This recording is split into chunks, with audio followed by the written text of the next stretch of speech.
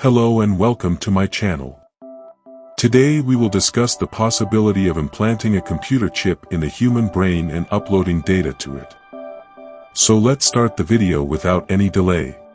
How much would you sacrifice to keep your mind healthy? Would you say yes to having a hole drilled in your skull and a microchip implanted in your brain? It's not a pointless inquiry. Neuroscientists have made significant progress in recent years in deciphering the memory code, determining precisely how the human brain retains information, and finding out how to reverse engineer the procedure. They are now at the point where they are beginning to apply all of that theory. The use of electrical signals delivered into the brain through implanted wires to improve memory in a small number of test subjects was successful, according to two study teams' results last month. It's a big milestone in proving the capacity to restore memory function in people, says Dr. Robert Hampson, a neuroscientist at Wake Forest School of Medicine and the leader of one of the teams. The Defense Advanced Research Projects Agency, which is funding the study, views brain implants as a game-changing medical innovation for the 270,000 U.S. soldiers who have sustained traumatic brain injuries while serving in battle.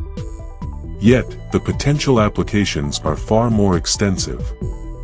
Millions of Americans suffering from Alzheimer's disease and other cognitive diseases may also see a shift in their life thanks to brain implants, which may even help prevent the mental decline that all of us experience as we age. The main news here is decoding.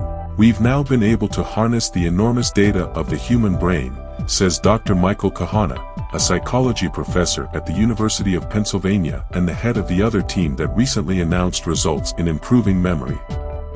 There is a lot of buzz in this industry, but that it is untrue. It is actual. It starts in the ear. At least since 1961, when Dr. William House created the cochlear implant as a device for recovering hearing in persons with profound deafness, the impetus behind today's brain implant advancements has been growing. At the time, many of House's colleagues regarded the concept of hacking into the auditory nerve ridiculous. Yet it was successful, and today similar implants are used by more than 300,000 patients worldwide. Deep brain stimulation was given the thumbs up by the U.S. Food and Drug Administration, FDA, in 2002 as a therapy for Parkinson's disease, a neurodegenerative ailment that is thought to impact 10 million people worldwide. The tremors and stiffness that are a defining feature of Parkinson's disease can be effectively controlled with this therapy, which uses a device that resembles a pacemaker to deliver minute electrical currents into the brain. Deep brain stimulation is increasingly being utilized to treat epilepsy, depression, and obsessive-compulsive disorder in addition to Parkinson's disease.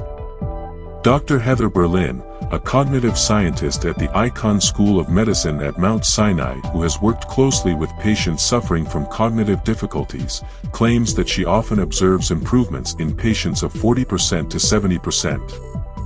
Yet even by the standards of previous successes, the most recent developments in memory implants are impressive.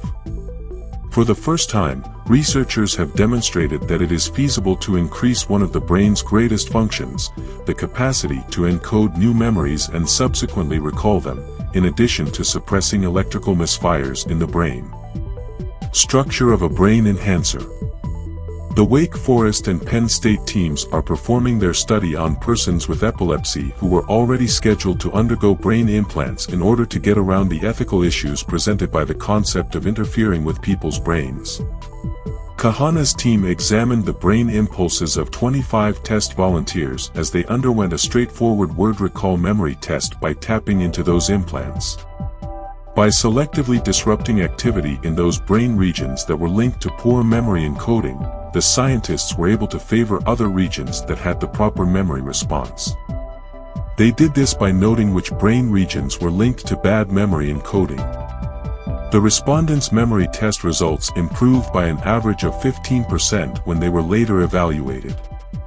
According to Kahana, 15% may not sound like much, but it is comparable to 18 years of brain age, which is like turning back a 43-year memories olds to when she was 25. He clarifies, we're not aiming to treat sickness per se.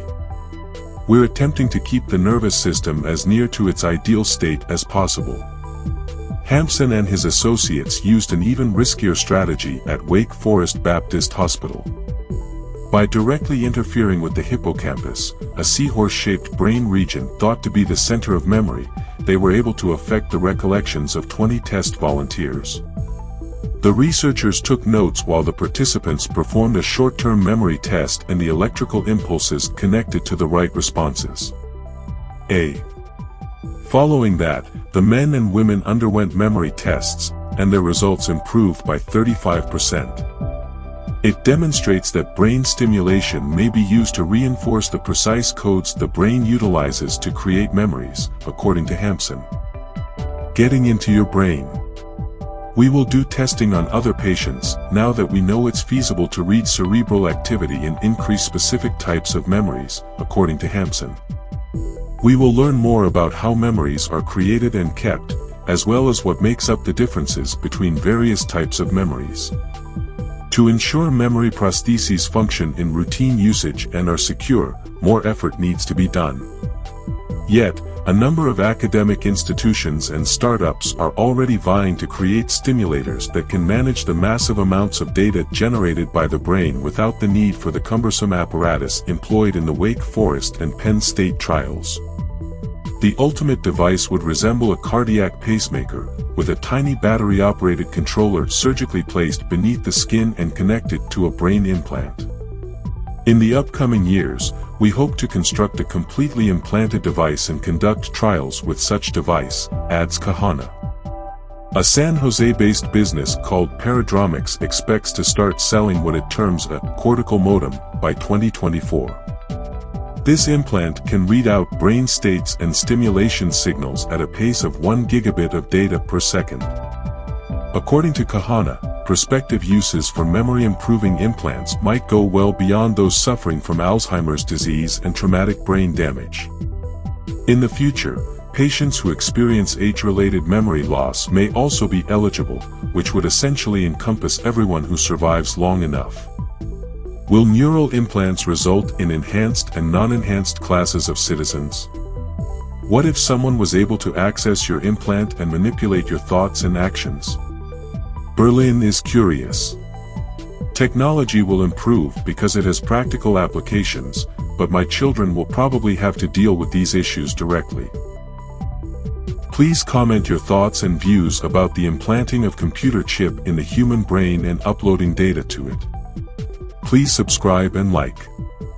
Thanks for watching.